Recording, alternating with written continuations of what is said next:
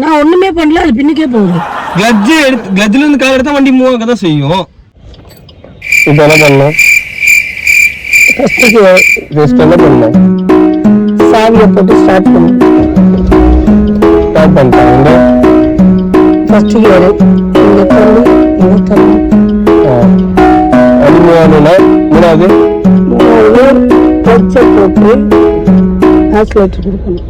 கிளட்ஜ்ல இருந்து கால் எடுக்கணும் வண்டி மூவ் ஆகணும்னா. இதுல இருந்தா கிளட்ஜ்ல இருந்து கால் எடுக்கணும். நீங்க பவர் கொடுக்கணும் அந்த வண்டி போதா? கிளட்ஜ்ல இருந்து கால் எடுத்தா என்ன ஆகுது? கிளட்ஜ்ல இருந்து கால் எடுத்தா வண்டி மூவ் ஆகுது. வண்டி நீங்க மூவ் ஆகணும்னா கிளட்ஜ்ல இருந்து நீங்க கால் எடுத்தாலே என்ன ஆகுது? மூவ் ஆகுது. பவர் கொடுக்கணும்னா தான் ஆக்சிலேட்டர் அழுத்தணும். தெரியுது? ஆக்சிலேட்டர் அழுத்தினா என்ன ஆகுது? ஸ்பீடா போகுது. அவ்வளவுதான். இப்போ பிரேக் பண்ணணும்னா கிளட்ஜ் அழுத்தி பிரேக் பண்ணணும். நடுவுல பிரேக் அழுத்தணும். ஏன் கிளட்ஜ் அழுத்தி பிரேக் பண்ணணும்னா கிளட்ஜ் அழுத்தி பிரேக் பண்ணா தான் வண்டி ஆஃப் ஆகாது. இப்போ பாருங்க, வண்டி போயிட்டு இருக்கு. இப்போ வண்டி ஸ்டார்ட் பண்ணிட்டு போடுங்க. ஃபர்ஸ்ட் கியரை ஸ்டார்ட் பண்ணிட்டீங்க, போடுங்க. ஃபர்ஸ்ட் கியர் போட்டீங்க. ஸ்டியரிங்க பிடிங்க. ஸ்டியரிங்க பிடிக்காம புரியலையே. இதுல கால் வச்சுக்கணுமா? கிளட்ஜ்ல பொறுமையா கால் எடுங்க. எடுனா ஃபுல்லா எடுத்துருவீங்களாமா? பொறுமையா எடுக்கணுமா? கியர் போட்டா பொறுமையா எடுத்தாதான் மூவ். ஃபுல்லா எடுத்துனா வண்டி ஆஃப் ஆகும். நான் கொஞ்ச நேரம் என்ன சொன்னேன்? கிளட்ஜ்ல இருந்து கியர்ல இருந்து கால் எடுத்துட்டா என்ன ஆகும்னா ஆஃப் ஆயிடும். நியூட்ரல வச்சுட்டு தான் ஃபுல்லா வண்டி எடுக்க முடியும். அப்பதான் ஆஃப் ஆகாது, வண்டி மூவ் ஆகாது. நீதானே கிளட்ஜ்ல இருந்து கால் எடுக்கல. பொறுமையா எடுத்தாலும் வண்டி ரிலீஸ் ஆகும். நீங்க கியர் போட்டுட்டு எல்லா கியரும் நீங்க எந்த வண்டி மூவ் பண்ணா என்ன கியர் போட்டாலும் பொறுமையா ரிலீஸ் பண்ணணும். வண்டி ஸ்டார்ட் பண்ணுங்க. கிளட்ஜ் பிடிச்சிட்டா ஸ்டார்ட் பண்ணுங்க. ஸ்டார்ட் பண்ணுங்கம்மா.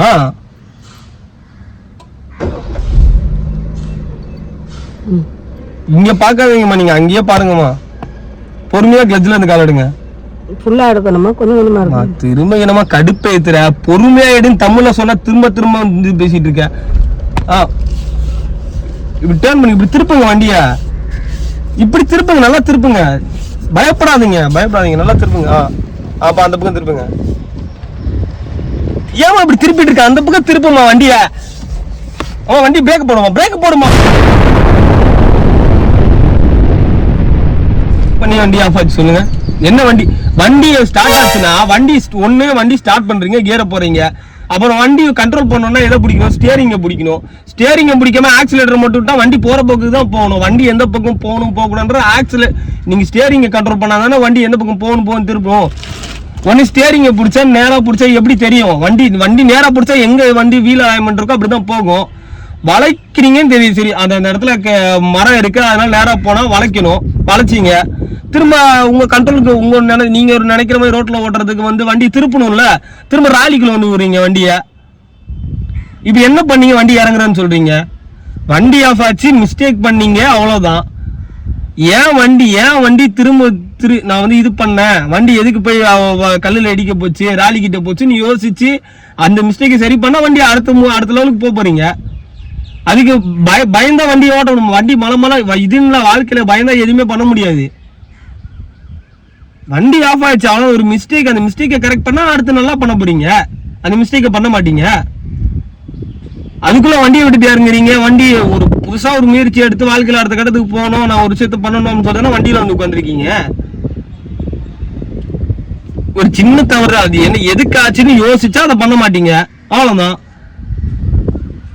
வண்டி இடிக்க போயிடுச்சு, இனிமேல் இறங்க மாட்டோம், வண்டியை ஓட்ட மாட்டோம், வண்டியை விட்டு இறங்குறீங்கன்னா அப்புறம் வாழ்க்கையில அடிப்பட்டதான் மிஸ்டேக் பண்ணா மிஸ்டேக் சேஞ்ச் பண்ணலாம், அடுத்த லெவலுக்கு போகலாம். ஆமா, அவ்வளவுதான். பயந்த வாழ்க்கையில எதுவுமே பண்ண முடியாது. பைக்கு பயந்தா வண்டி போய் கார் நேர்ல மோதுங்க. அதுக்குன்னு வண்டி ஓட்டுறதை விட்டு இறங்குறீங்க. வண்டியில உட்காரனா பயப்படாத. ஏன் ஆகுது, எதுக்கு ஆகுதுன்னு யோசி. பயந்தா இதுல எதையுமே பண்ண முடியாது. டிரைவிங் கத்துக்கணும்னு வந்திருக்கீங்க, எதுக்கு முதல்ல அந்த கல்லு கிட்ட போய் அடிக்க போச்சு. சரி, என்ன ரிவர்ஸ் எடுங்கன்னு சொல்றேன். காரை பொறுத்த வரைக்கும் அந்த ஆக்சிலேட்டர் மேட்டர் கிடையாது. கிளட்ஜும் பிரேக்கும் தான். கிளட்ஜோட கண்ட்ரோலும் பிரேக்கோட கண்ட்ரோலும் நான் கண்ட்ரோல் பண்ண தெரிஞ்சாதான் ஒரு வண்டியை நல்லா ஓட்ட முடியும். பவர் கொடுக்கறதுனால அவன் பெரிய டிரைவர் ஆக மாட்டான். யோசிங்க, ஒரு மிஸ்டேக் அங்க ஏன் மல்ல அடிக்க போனீங்க, அப்புறம் கல்லுக்கிட்ட ஏன் நிறுத்துனீங்க, அப்ப பின்னாடி எடுக்கும்போது ஏன் வண்டி, நான் என்ன சொன்னேன் உங்ககிட்ட, பிரேக்க போடும்போது என்ன எழுதி என்ன எதை அழுத்துனா வண்டி நிக்காம இருக்குன்னு சொன்னேன். பிரேக்க போடும்போது ஆக்சிலேட்டர்ல பிரேக்க நீங்க ஒரு டைம் போட்டு ரிலீஸ் பண்ணும்போது கிளட்ஜோட கண்ட்ரோல் இருக்கணும். பிரேக்க போடும்போது கிளட்ஜ் அழுத்தி தான் பிரேக்க போடணும். திரும்ப வந்து வண்டி மூவ் ஆகணும்னா கிளட்ஜை ரிலீஸ் பண்ணிட்டு தான் பிரேக்கை ரிலீஸ் பண்ணிட்டு கிளட்ஜை ரிமூவ் பண்ணணும் சொன்னா இல்லையா? நான் ஒண்ணுமே பண்ணல, அது பின்னுக்கே போகுது. கிளட்ஜ்ல இருந்து கால் எடுத்தா வண்டி மூவ் ஆக தான் செய்யும். அப்ப நீ தானே பொறுமையா எடுங்க. ஆமாமா, நீங்க ரொம்ப பொறுமையா எடுக்கிறீங்கல்ல, அதுக்கேற்ற மாதிரி நீங்க பிரேக்லயும் ஒரு காலை வச்சுக்கணும். கண்ணு இங்க பாக்கணும், கை வேலை செய்யணும், கால் இதுதான் வண்டி இப்படிதான். மூளை யோசிக்கணும், கண்ணு நேரா பார்க்கணும், கை வந்து ஸ்டேரிங்ல இருக்கணும், பிரேக் கால்ல கிளட்ஜ்லயும் இருக்கணும். இப்படிதான் ஒரு மைண்ட ஒருநிலைப்படுத்தி சரி இப்ப எதுக்கு ஒரு மிஸ்டேக் ஆகும் போதும் இதுங்கள வாழ்க்கையுமே ஏதோ ஒரு மிஸ்டேக் ஆகும்போது ஏன் நடந்துச்சு, எதுக்கு நடந்துச்சு, அப்ப பிரேக் நீங்க யோசிங்க. இப்ப கிளட்ஜ் இங்க பாருங்கம்மா